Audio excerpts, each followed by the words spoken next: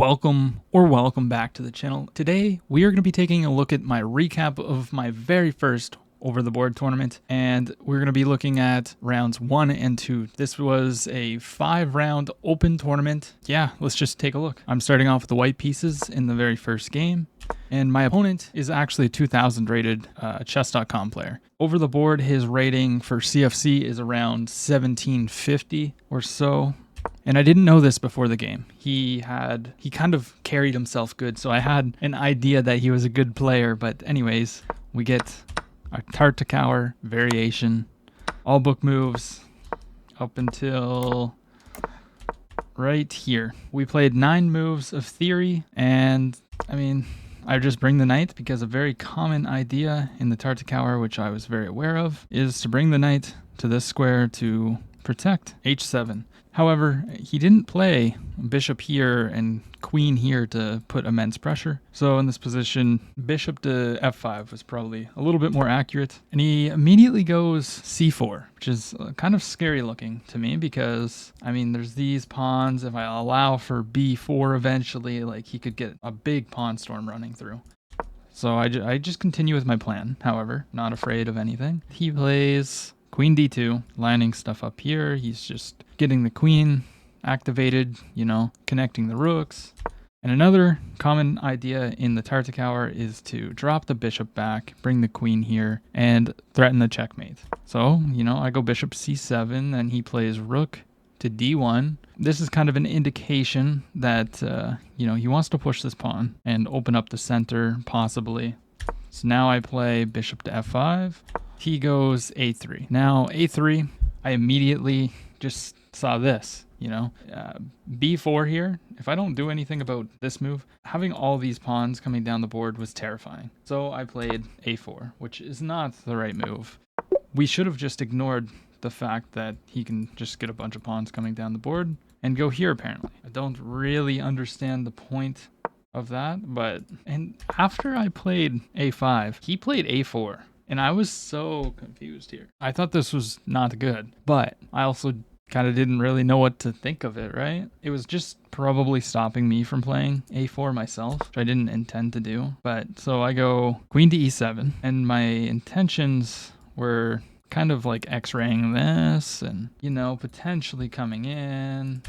So he goes here, offering a trade. I accept the trade. Now, what I should have done here is just keep the bishop on the board. Should have pressured this because I do have this bishop pointing here. He was also probably getting out of the way of this x-ray, as I mentioned prior, but we took the trade. And so my thought process, if you guys have watched me before, my thought process about what opponents can do is not where it should be. So in this position, I had calculated that after takes, I was going to come in here with the queen attacking this and this. Basically, I thought that I was going to win a pawn. So I do exactly that, and he hits me with b3, which, you know, apparently there's a better move, which is just ignoring the fact that I can take, because taking just is probably not good. Like yeah, he just hits me with this. And where's this queen going? What's the best move here? Queen a2. So I just offer a trade or a repetition, and then I sack the queen. Anyways, that didn't happen because after he goes b3, I realized that I need to get my queen off of this before this happens. Before he pushes c5, trapping my queen within here, because like he can go here, maybe here, opening up the diagonal for this, or better yet, actually maybe here and then wait, so let's say that I make just a waiting move. What happens after this? My queen can't go here, it can't go here, it can't go here, it can't go here, or take. So my queen is feeling very uncomfortable, and let's say that I make another waiting move. He hits me with this. So I had to move the queen. So I go back to here, and I complete my idea of the checkmate threat, the battery. That good old Tartakower battery. He goes d5, clear intention of taking, opening this up. So what do? I go here, disallowing him from taking on c6, because if he were to take on c6, I win a full rook. So the 2000 rated player does not do that. They play h3. Not really too sure what this move does. I mean, it does. It just creates a little bit of room here, but it's kind of doesn't at the same time. Anyways, so I decide that it's time to activate the knight. The knight does not need to be protecting this square anymore. And he goes queen c3. He obviously wants to take, opening up a discovery. So I go knight e5, offering a trade. And what else does this do? Apparently this threatens to win a queen. I don't know how Stockfish thinks this wins a queen, but let's find out. Here, king f1 is top move. Oh, it's because, yeah. Okay, I understand it. It's because this here, so he kind of has to take. No, he doesn't need to take. I don't know, but anyways, he just took, okay? That's what I'm getting at. He takes, he accepts. Apparently not accepting was better. And he had told me after the game that he thought that he made a mistake here by taking. And this was a big choice for me in the game. So I can recapture the knight with the pawn, with the queen, or the rook. And only one of them is good. So if you take with the rook, so let's say takes, there's this. And now you're skewered, you're going to lose an exchange. So I saw that, of course. And I was thinking, well, you're not supposed to trade down in the Tartakower variation because you have these doubled pawns. So I was thinking, well, if I go here trying to trade off the queen, because this is pretty much a forced queen trade, because if he goes here, he gets hit with this. And as you guys can see, it's the best move. Well, I didn't want to do this because I didn't want to trade in. And so I started calculating, like, you know, pawn takes and justifying it by undoubling my pawns. Although taking here, and going here would undouble, but then it blocks in the bishop and rook, so it's not really that good. End of story. I took with the pawn. And everything played up until this point was going good. And once I took with the pawn, I got hit with, well, c5.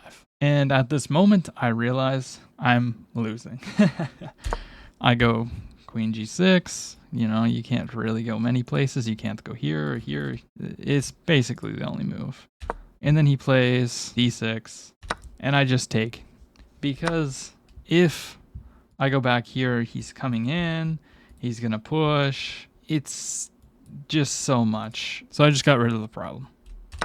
He recaptures with the rook, forcing another rook trade because, you know, he's up material now. He won the exchange.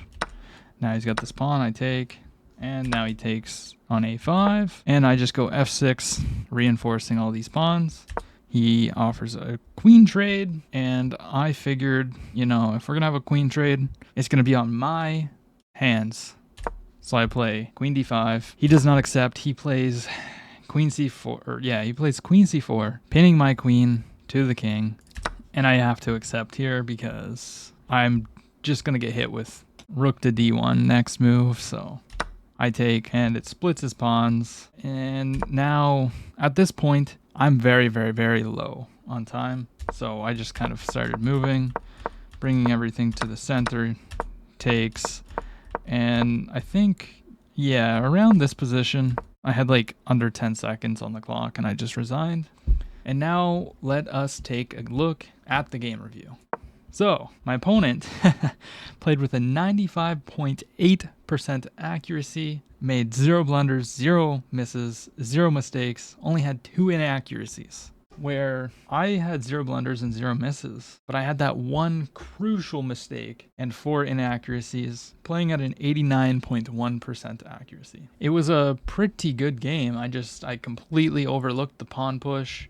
And then from there, we just got brutalized. So let's go ahead and take a look at game number 2 here. I was starting off with the white pieces this game, and we were playing against someone that was around 1700 chess.com, I believe. He was 1650, or no.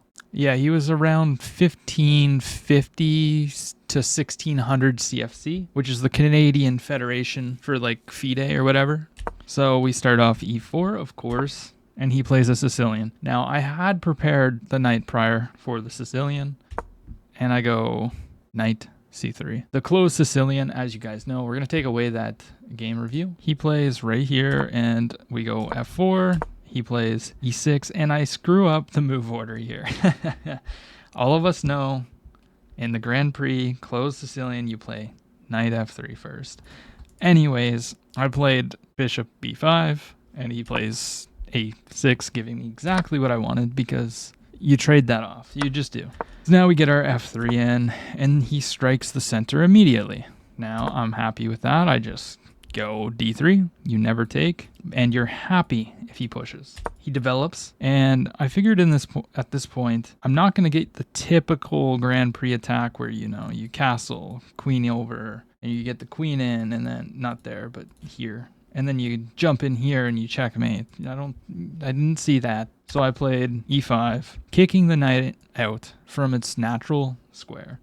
And now he goes back. He's very passive. I castle. He goes bishop to e7. He's got crazy eyes on this h4 square. So going queen e1, I wasn't really even thinking about. But another common idea in the closed Sicilian that I was kind of aware of is after you trade this off, this square becomes kind of soft. Obviously, it's pretty well defended right now, but I had a target, so I played b3. He castles. Now I go knight a4. Very weird looking move. My opponent also said he did not like this move after the game, and he plays queen to c7. Clear idea of just kind of defending in such a manner, setting up discovered attacks, aligning with the king. It's fine. I play bishop to a3, putting more pressure. This is also x-rayed and undefended. So now, of course, he plays queen a7. It's really weird looking. We've got a rook, a queen, a knight, a bishop, and another rook on the side of the board here, and 2 pawns, of course. But it's kind of a weird looking game. So we go king h1. I think the computer, when I was analyzing this afterwards, preferred that I pinned my own rook. No thanks. I just go king h1. And I figured king h1's not a terrible move because another common idea is to kind of put a rook on g1 and push the g-pawn and go for an attack. He plays rook to d8. My assumption was that he was getting out of any kind of pins, even though the bishop would just take or whatever. Anyways, that was my assumption. And I play d4, which computer does not like because he can just take. Not right now, obviously, but which was my point, I guess. Going here, putting more pressure, and if he took, I picked up a bishop. But now we move because he can take, and it's all defended. And we're starting to realize something. All of his pieces are over here, right? He's got his queen and rook in the corner, a bishop and a knight and a rook here. And surrounded by pawns, they can't really move that great. So who's protecting the king? So I play bishop to c1, and he plays bishop to b7. And the idea behind bishop to b7 is the alignment of the king past these pawns.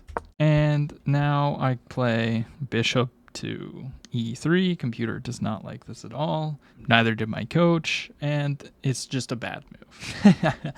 It allows him to take with the tempo on the bishop, forcing this, and then it's not great. So, of course, that happens, CD, and then I take back. And now here comes c5, attacking the bishop. So I just wasted time with this, basically. And in this position, I just play bishop to g1. It keeps eyes on the queen, and it's also just kind of, it's staying there waiting to be played, if that makes any sense. At the right moment, maybe it comes back and pressures this way. That was my idea. I also didn't want to go here and allow this, and this just blocks the rook, and you're not going to go this way. I just don't understand why you would. Maybe anticipating this opening, but anyways, we didn't do that. And now we got bishop c6, attacking this, but also setting this up because he wants to open this diagonal. The king on this diagonal is very weak if he can open up the position. So, as I said before, I want to get my pieces back here because who's protecting the king? So, knight b2. Queen b7. I go queen e1. Obviously, the idea is just to come in now. And he goes c4. So, his idea behind this is that, I can't take because it loses a piece. And he also might want this, but something he overlooked, and a lot of us overlook things like this, is this square was protected by this pawn. So now my knight can jump here.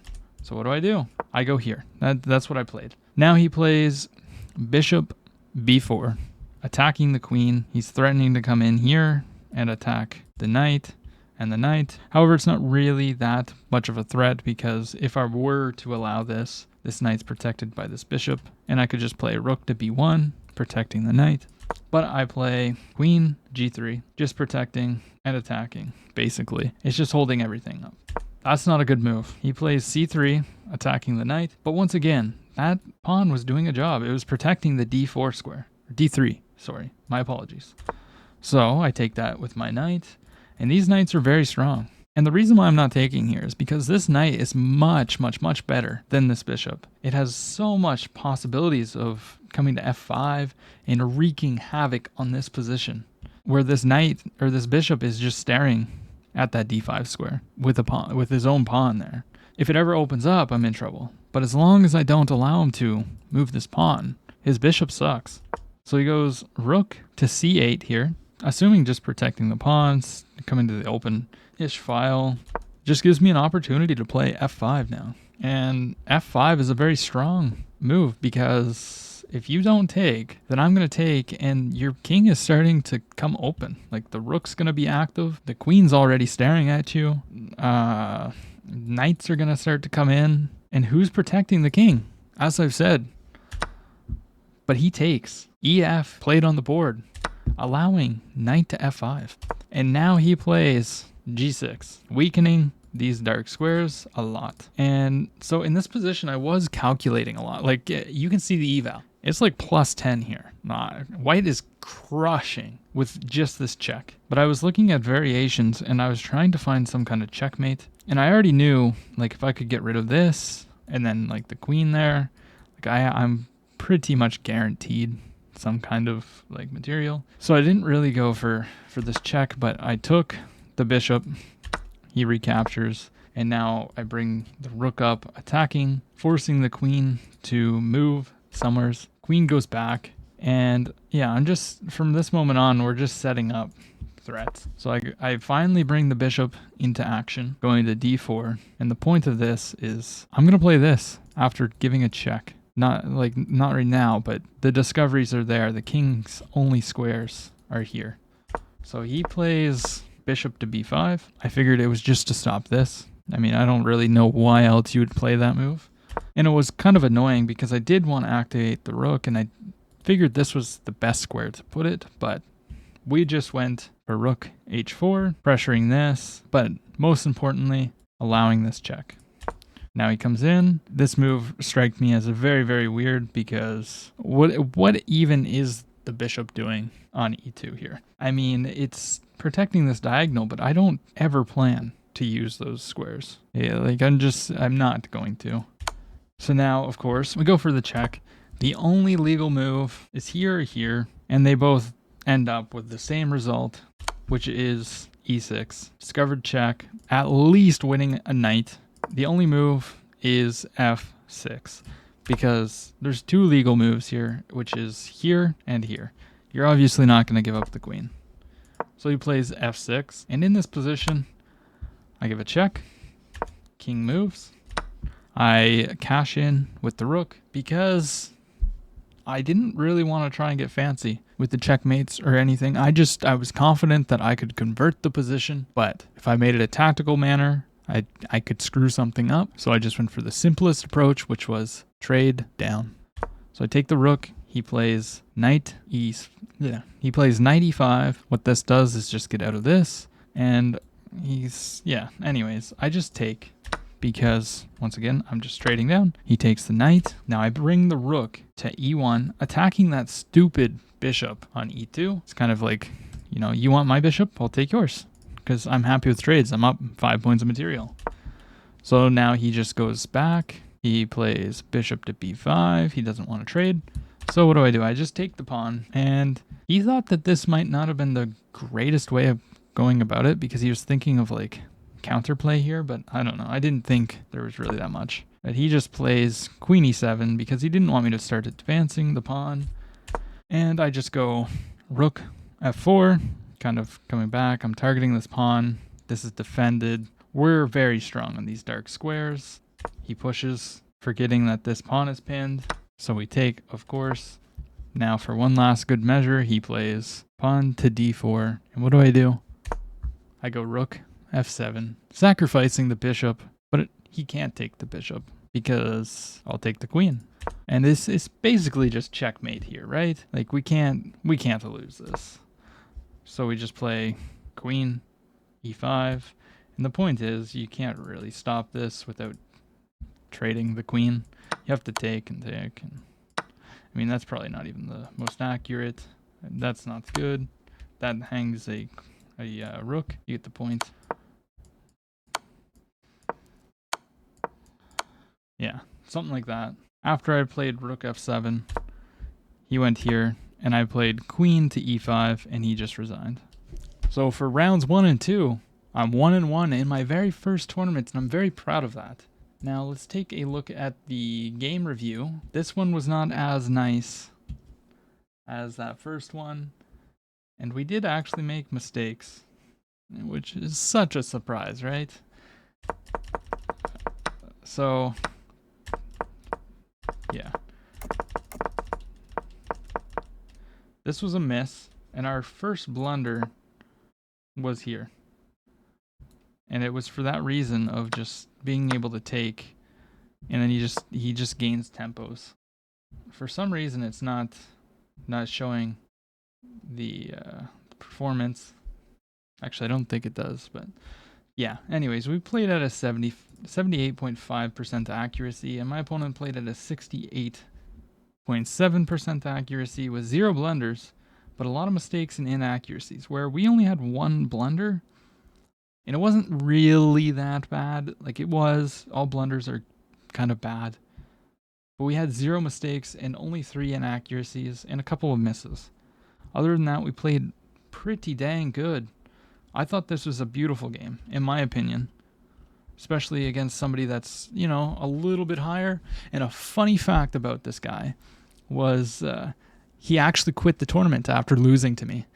He was just like, I think he lost his first game, and then of course he goes against the guy that's unrated and just lost his first game as well. And yeah, he was like, nah, I'm done with this, and left. Never came back for the following day. Yeah. If you enjoyed this recap, please leave a like, make sure you comment, subscribe, and tune in for the next recap. I'll see you there.